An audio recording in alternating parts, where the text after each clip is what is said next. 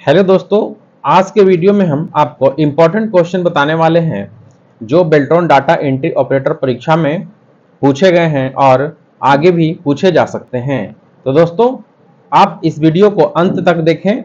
हम ज़्यादा बड़ा वीडियो नहीं बना रहे हैं, चूंकि मात्र 15 क्वेश्चन का हम वीडियो आपको पहुंचा रहे हैं, जो कम टाइम में आप 15 प्रश्नों को आसानी से देख सकते हैं। दोस्तों, यदि आप इस चैनल पर नए हैं तो चैनल को सब्सक्राइब कर लें, ताकि बेल्ट्रॉन डाटा एंट्री ऑपरेटर का परीक्षा में जो प्रश्न पूछे जाएंगे वह इस चैनल पे आपको मिल जाएंगे। तो दोस्तों, चलते हैं हम प्रश्नों की ओर। पहला प्रश्न है, एनिमेशन क्या है? दोस्तों, आपको बताना है कि एनिमेशन क्या है। दोस्तों, यह इंपॉर्टेंट क्वेश्चन है और यह एमएस पावर पॉइंट का प्रश्न है। दोस्तों, एनिमेशन क्या है? ऑप्शन है चित्र बनाना, अस्थिर चित्रों को गति देना, प्रिंट निकालना या ग्राफ में चित्रों को बदलना। दोस्तों, एनिमेशन क्या है? तो यह अस्थिर चित्रों को गति देना इसका राइट उत्तर हो जाएगा। यानी दोस्तों, इसका उत्तर जो है ऑप्शन बी होगा। अगला प्रश्न है, पावर पॉइंट में स्लाइड को कैसे रोका जा सकता है? दोस्तों, पावर पॉइंट में स्लाइड को कैसे हम रोक सकते हैं?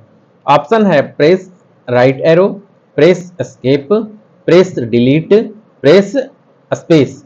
दोस्तों, पावर पॉइंट में जब कोई स्लाइड चल रहा होता है तो उसे हम कैसे रोक सकते हैं? तो प्रेस एस्केप यानी एस्केप बटन दबा करके हम उस स्लाइड को रोक सकते हैं। यानी ऑप्शन बी इसका करेक्ट आंसर हो जाएगा। दोस्तों, यदि आपको बेल्ट्रॉन डाटा एंट्री ऑपरेटर बनना है तो आप इस चैनल को सब्सक्राइब करें, और यदि वीडियो आपको पसंद आता है तो वीडियो को एक लाइक जरूर करें। तो दोस्तों, चलते हैं हम अगले प्रश्न की ओर। अगला प्रश्न है, पावर पॉइंट के किस व्यू में सभी स्लाइड को एक साथ देख सकते हैं? दोस्तों, आपको बताना है कि एमएस पावर पॉइंट में के किस व्यू में हम सभी स्लाइड को एक साथ देख सकते हैं। ऑप्शन है slide show, slide sorter, normal या मास्टर स्लाइड। दोस्तों, यदि आपको इस प्रश्न का उत्तर पता है तो आप हमें कमेंट सेक्शन में जरूर बता सकते हैं। दोस्तों, पावर पॉइंट के किस व्यू में सभी स्लाइड को एक साथ देख सकते हैं? तो दोस्तों, हम स्लाइड सॉर्टर में जो है सभी स्लाइड को एक साथ देख सकते हैं। किसमें? तो स्लाइड सॉर्टर में, यानी ऑप्शन बी इसका राइट उत्तर हो जाएगा। नेक्स्ट प्रश्न है दोस्तों, पावर पॉइंट के स्लाइड शो का शॉर्टकट क्या है? दोस्तों, पावर पॉइंट के स्लाइड शो का शॉर्टकट क्या है? Control inter, space bar, F5 या एस्केप। दोस्तों, जब हमें पावर पॉइंट में एनिमेशन को रोकना हो तो हम एस्केप बटन का इस्तेमाल करते हैं, और यदि पावर पॉइंट के स्लाइड शो का शॉर्ट देखना हो यानी स्लाइड शो चलाना हो तो क्या करेंगे? तो F5 बटन का चुनाव करेंगे। यानी F5 बटन से हम स्लाइड शो को स्टार्ट कर सकते हैं और एस्केप बटन से उसे हम रोक सकते हैं। तो इसका दोस्तों राइट उत्तर जो होगा वह ऑप्शन सी हो जाएगा। यानी F5 से हम किसी भी स्लाइड को चला सकते हैं। तो इसका राइट उत्तर दोस्तों ऑप्शन सी यानी F5 हो जाएगा। अगला प्रश्न है, पावर पॉइंट में बनने वाली फाइल का एक्सटेंशन क्या है?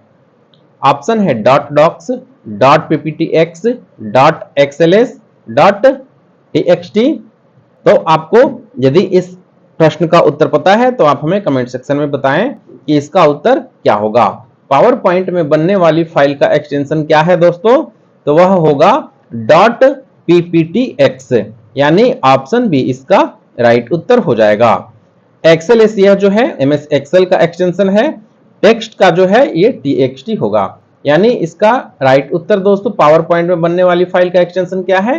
तो डॉट पीपीटीएक्स है। अगला प्रश्न है, एक्सेल में सेल में लिखे गए अंकों को जोड़ने के लिए किस फंक्शन का उपयोग करेंगे? दोस्तों, आपको बताना है कि एमएस एक्सेल में सेल में लिखे गए अंकों को जोड़ने के लिए किस फंक्शन का उपयोग करेंगे? सम का, मैक्स का, काउंट का या एवरेज का? तो दोस्तों किसी भी सेल में लिखे गए अंकों को जोड़ने के लिए हम किस फंक्शन का उपयोग करेंगे? तो सम का उपयोग करेंगे, यानी ऑप्शन ए इसका करेक्ट आंसर हो जाएगा। दोस्तों अंकों को जोड़ने के लिए हम सम फॉर्मूला का उपयोग करते हैं, यानी सम फंक्शन का उपयोग करते हैं। अगला प्रश्न है, एमएस एक्सेल में सेव करने का शॉर्टकट की क्या है? दोस्तों यह बहुत ही आसान सा सवाल है। यदि इस प्रश्न का आपको उत्तर पता है तो आप हमें कमेंट में जरूर बताएं।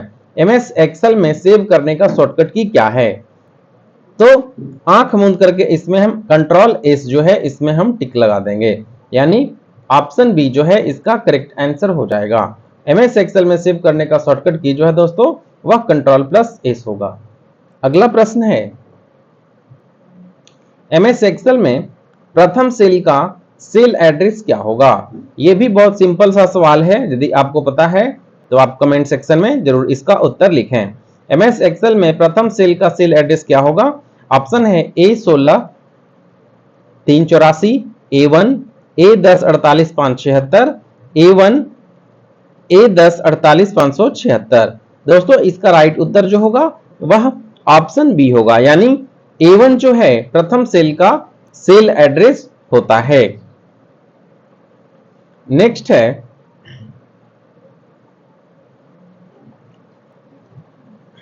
एक्सेल के किसी सेल में करेंट डेट लाने का शॉर्टकट की क्या है? दोस्तों आपको बताना है कि एक्सेल के किसी सेल में करेंट डेट लाने का शॉर्टकट की क्या है? ऑप्शन है control semicolon, control D, control inverted comma, control plus slash. दोस्तों किसी सेल में करेंट डेट लाने का शॉर्टकट की क्या है? तो वह कंट्रोल प्लस सेमीकोलन है, यानी ऑप्शन ए इसका राइट उत्तर हो जाएगा। दोस्तों सेल में करेंट डेट लाने के लिए शॉर्टकट की क्या है? तो कंट्रोल सेमीकोलन, यानी ऑप्शन ए इसका करेक्ट आंसर हो जाएगा। अगला प्रश्न है, एक्सेल में एक्टिव सेल के कंटेंट कहां डिस्प्ले होता है? ऑप्शन है फॉर्मूला बार में, नेम बॉक्स में, टास्क पेन में या स्टेटस बार में। तो दोस्तों इसका उत्तर आपको पता है तो आप हमें कमेंट सेक्शन में बताएं कि एक्सेल में एक्टिव सेल के कंटेंट कहां डिस्प्ले होता है। तो इसका कंटेंट जो है वह फॉर्मूला बार में डिस्प्ले होता है, यानी जो भी एक्टिव सेल का कंटेंट होता है वह कहां दिखता है? तो फॉर्मूला बार में वह दिखता है, यानी ऑप्शन ए इस प्रश्न का करेक्ट आंसर हो जाएगा। दोस्तों बेल्ट्रॉन डाटा एंट्री ऑपरेटर परीक्षा के दृष्टिकोण से जो प्रश्न आपको हम बता रहे हैं यह बहुत ही इंपॉर्टेंट है। आप इन प्रश्नों को याद जरूर करें। यदि आपको बेल्ट्रॉन डाटा एंट्री ऑपरेटर का परीक्षा देना है तो यह वीडियो आपका बहुत ही काम आएगा। अगला प्रश्न है, एक्सेल में करेंट वर्कबुक में नया सीट लेने का शॉर्टकट की क्या है? दोस्तों एमएस एक्सेल में करेंट वर्कबुक में नया सीट लेने का शॉर्टकट की क्या है? ऑप्शन है F11, control plus F11, shift plus F11, control N।